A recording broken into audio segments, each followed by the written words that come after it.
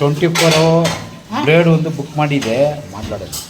ಇಲ್ಲಿ ನೋಡಿ ಬಟ್ಟೆಗಳು ಯಾವುದಾದ್ರು ಕೊಟ್ಟಿದ್ದಾರೆ ನೋಡಿ. ನಾನು 24 ಬ್ಲೇಡ್ ಅಂತ ಒಂದು ಅಡ್ವರ್ಟೈಸ್ಮೆಂಟ್ ಬರುತ್ತೆ.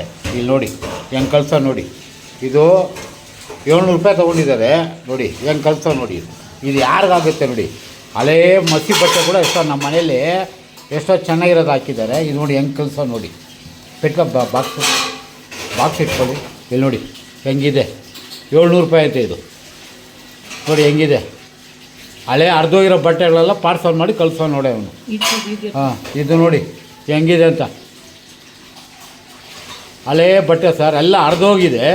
ಇದನ್ನು ಹಾಕ್ಬಿಟ್ಟು 700 ರೂಪಾಯಿ ಕೊಡಿ ಅಂತ ಕಳಿಸೋನೆ. ನಾನು ಕಳಿಸಿದ್ದು 24 ಅವರ್ ಬ್ಲೇಡು ಅಂತ. ಲಾಸ್ಟ್ ಟೈಮ್ ಬುಕ್ ಮಾಡಿದ್ರೆ ಡಯಾಬಿಟಿಕ್ಸ್ ಕಳಿಸೋನೆ.